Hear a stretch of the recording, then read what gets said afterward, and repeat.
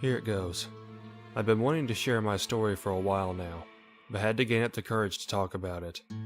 It really shook me up, and though it's been a few years now, I'm still affected by it at times and keep thinking how lucky I am he didn't choose me. I'm a regular social media user, primarily on art and music communities, and this is where it all started, online in early 2014. My favorite community I shall call Green Splat, who I had been a member of for a few years at that point, was my favorite spot to post art and share music to other individuals who shared the same taste as me.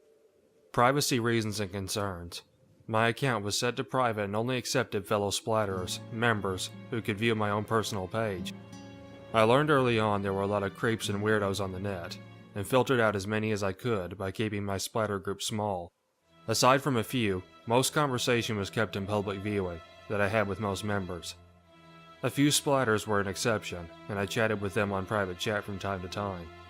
But then he popped up. I recently added this new splatter to be able to view my content on my page. He had passed my filter, and unless he started to give me alarm, he seemed okay to have on there. He private messaged me, and we started talking about the community, which lasted for over an hour. I guess you could say we hit it off. It was then after that we started messaging each other a little more every day. We didn't know each other's name or faces, since we didn't have that information shared online. But after some time, a few months of talking, we exchanged names and decided to have a Skype conversation. That was the first time I saw him, through webcam. He seemed normal enough. I learned that he was currently living in Missouri but had moved from the UK and was originally from Florida. I marveled at the fact that he had lived in the UK before, since I had never left the country myself and have only stayed in my state, Texas, at that point in my life. Skype became a regular thing. Not every day, but at least once or twice a week for several months. I learned more about him, his interests, his job, his roommates, Ferguson and all the riots, since he lived not too far in St. Louis when they were happening. I learned about how when he lived in the UK, he got deported back to the US after a breakup with his girlfriend, and his visa expired. He said he lost everything. Everything he acquired there was gone.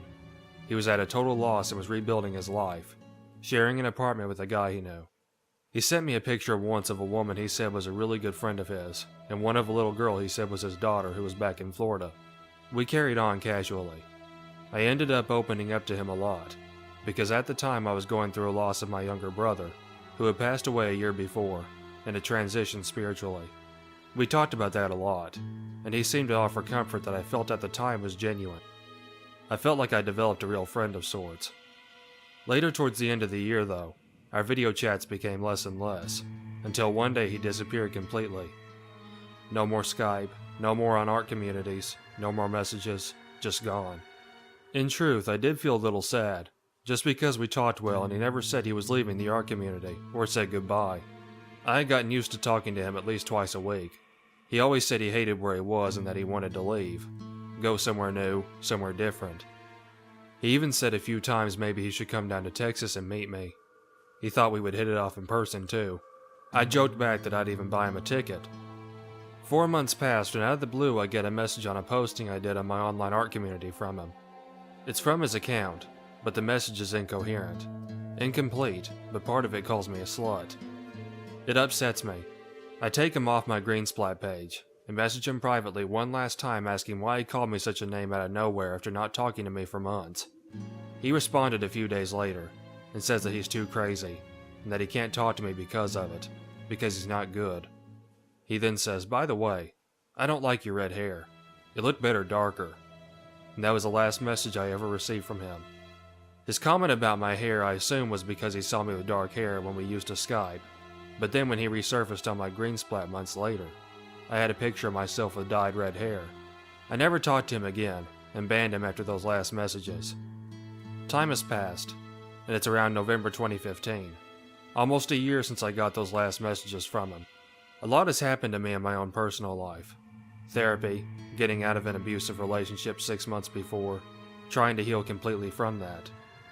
When while online, on Green Splat, which I was still using just not as much except for the use of therapeutic reasons of viewing art, I saw it.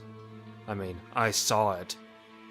I couldn't believe what I was reading in the picture attached to it, that I saw staring back at me.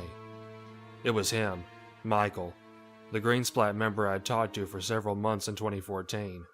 His mugshot. I stopped in my tracks as I was scrolling through my feed and his picture came across my screen. I almost didn't recognize him, but it was him. He looked terrible, but most frighteningly, dangerous and crazy. I looked up at the caption to read, and as I did, I felt the hair stand up on the back of my neck. My skin went pale. I searched his name on Google as a splatter poster of his pic said to do. So many results and hits came in. It was true. Multiple arrests, different mugshots spanning from at least a decade, fugitive on the run. After finding this out, I went back and messaged the splatter member privately who posted about Michael. She didn't say what he did on her post, but asked if anyone had any contact with him or had talked to him on the community since he had been a member to contact her. I messaged her and told her that I knew him, and how I used to talk to him in 2014. That is when she revealed everything to me about his alcohol and drug use, temper, and violence. She said that he was a career criminal on the run. He would skip town to avoid prosecution for his crimes. He went to jail for drug charges, but the serious ones were acts of violence towards women. She was a victim of his, and was in the process of going to court for the charges against him by her. She told me her story about how she had met him on the Greensplat art community, how they started talking casually after he just seemed to pop out of nowhere. She lived alone with her elderly mother, who she would take care of while she herself was handicapped with a medical condition.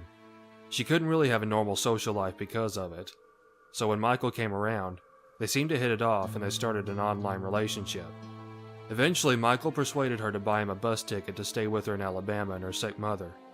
He told her he loved her, and took advantage of her loneliness just to ease his way inside her life and home. Once he arrived, she said that he lived with her for a few months and everything was going great. He did things around the house, was looking for work, was nice to her and her mother. She felt happy, but only for a while, when all of a sudden she said he started drinking heavily, where he would become cold, distant, and silent.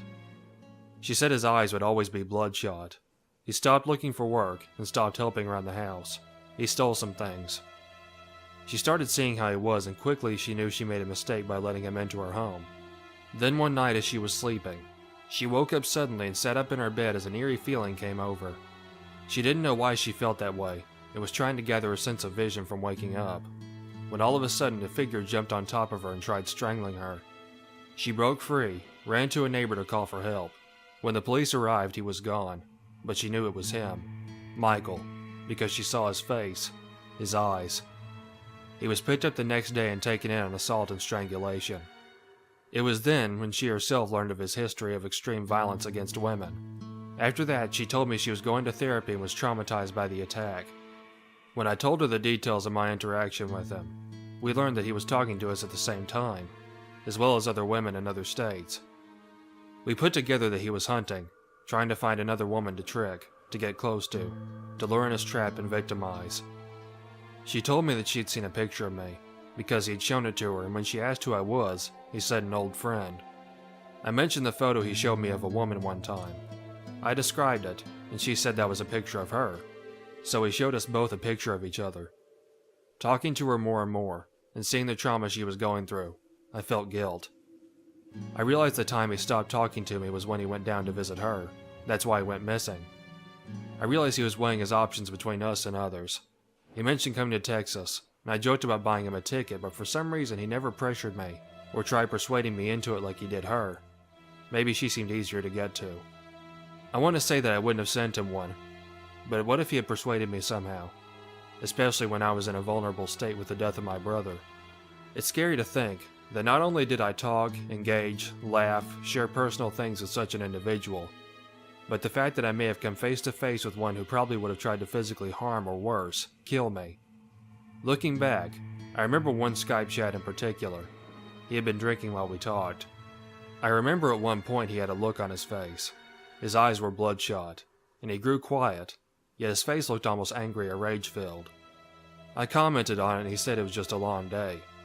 We ended the chat soon after because he almost seemed like he was in another state, like a darkness void, which I attributed to the alcohol, but maybe it was the madness in him.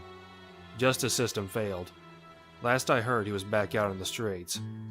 I also reflect on his red hair comment to me. It was random, but I learned from the splatter poster he victimized that he had a deep fondness for red-haired women, and that she had red hair. I wonder if he had something against women with that color of hair even more, like a love-hate thing.